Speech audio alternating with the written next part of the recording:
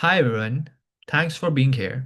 I'm Vedant from Masters in Business Analytics program at UCL, and today I'll be walking you through my dissertation project, a predictive analysis of student dropout on an e-learning platform done in partnership with Liquid, an AI-powered English learning application.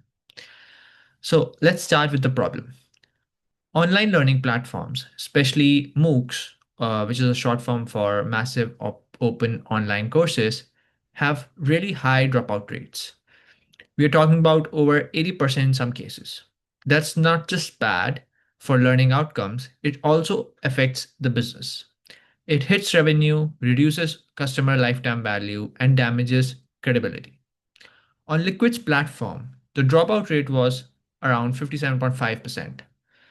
The good news is, if we can spot these learners early, we can do something about it. The system I built can help target over 86% of these learners before they leave, so we can keep them on board and improve both the learning and ROI. So here's how we tackled it. I partnered with Liquid and worked with over 50 million server logs from July 2021 to April 2024.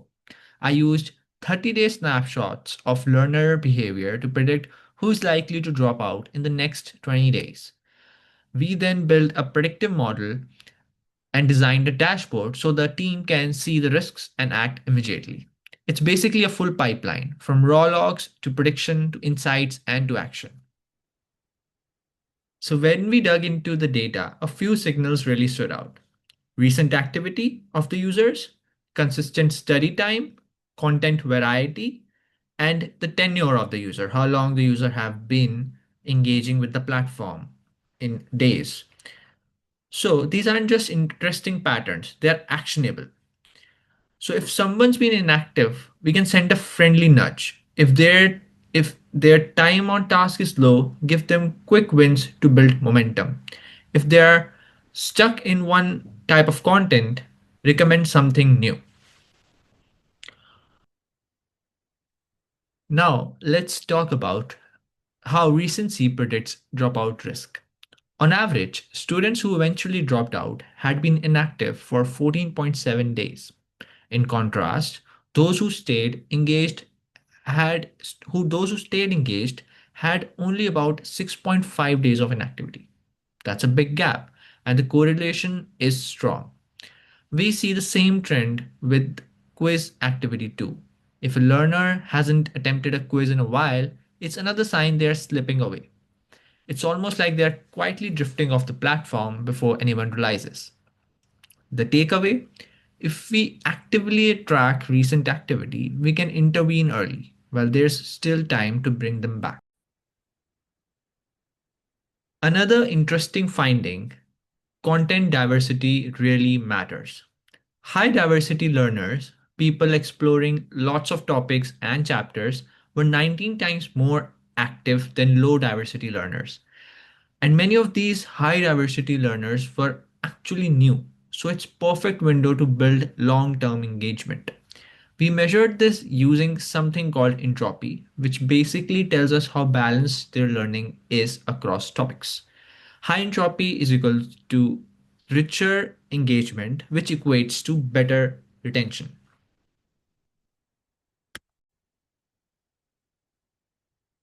To turn these insights into action, I used a clustering machine learning algorithm, and it naturally grouped the learners into three distinct segments. First one is the at-risk users, which comprises of the 35% of the user base. They showed very low activity and have highest dropout rate at around 64%. Then comes the mid-tier users. They comprise of 46% of all the users. They use systems steadily but not intensively, with a dropout rate of around 49.5%. Then finally comes power users that comprise of 19% of the user base. They're highly active and yet still see a 50% dropout rate. So our priorities are clear. Focus on saving at risk group first. They're both sizable and vulnerable. Boost engagement in mid-tier segment, the largest group, so even small gains have big impact. And finally, keep power users engaged and loyal and potentially turn them into mentors or community champions.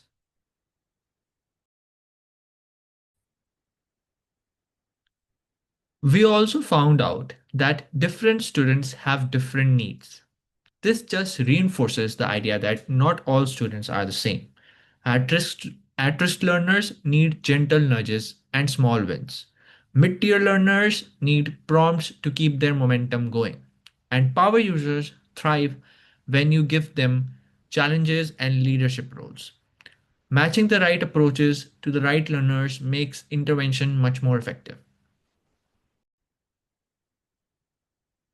And finally, let's see how tenure affects dropout. This one surprised me.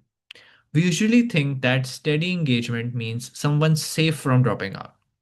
But mid tenure learners, already engaging with the platform for around 90 to 180 days, actually had higher dropout rates than new learners. It suggests it suggests a fatigue or boredom, not just disengagement. So it's not enough to watch only the quiet learners. We also need to step in with the ones in the middle of their journey.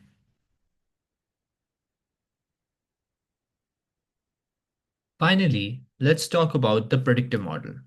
When it comes to the performance, the model is built for real world use. I've got 86.7% recall with this model, which means we are catching almost all the learners who are actually going to drop out. And with 72.8% precision, which means about 3 out of 4 people we flag do go on to drop out. This keeps interventions focused and avoids spamming the wrong learners. So this model is ready to scale and trigger real-time dropout alerts. Based on all this, here's what I recommend. First, we set up recency alerts. If someone hasn't engaged for 7 days, they get a friendly, personalized nudge before they quietly slip away. Second, we focus on mid stage learners, roughly day 60 to 120, because that's where fatigue creeps in, even if they are still logging in. Third, we promote variety. Recommend the next best topic or chapter so people don't get stuck doing the same thing and lose interest. Fourth, we personalize by segment. Gentle quick wins for at-risk group, momentum boosters for mid-tier, and stretch goals or community roles for power users, as we discussed. And finally, we watch session frequency like a smoke alarm. When sessions drop, we act early. There are many things in this project that I would like to explore more. So this project was based purely on behavioral data. But behavior alone doesn't explain why someone drops out. We didn't have data on things like motivation, internet access, and work commitments, all of which could make a huge difference. For future work, I'd recommend adding surveys or external data so we can make predictions that are not only accurate but also fair. Finally, as a wrap up for today's presentation, I want to share 4 key insights that have shaped this research and will continue to guide my approach moving forward. First, I've learned that simple, decision ready insights can sometimes deliver more value than complex models. When we distill our findings into clear, actionable recommendations, we create real impact. Second, clear communication isn't just helpful, it's essential. If our stakeholders can't quickly understand and act on our message, even the most brilliant work remains unused. Third, disciplined iteration proves more powerful than perfectionism.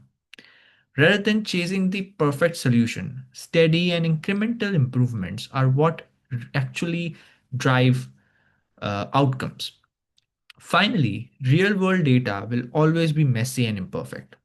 And that's by design. Learning to work with complexity doesn't just build resilience, it sharpens our problem solving abilities and make us a better researcher. These 4 principles have transformed how I approach my work. I'm confident that they'll continue to guide me as I tackle future challenges.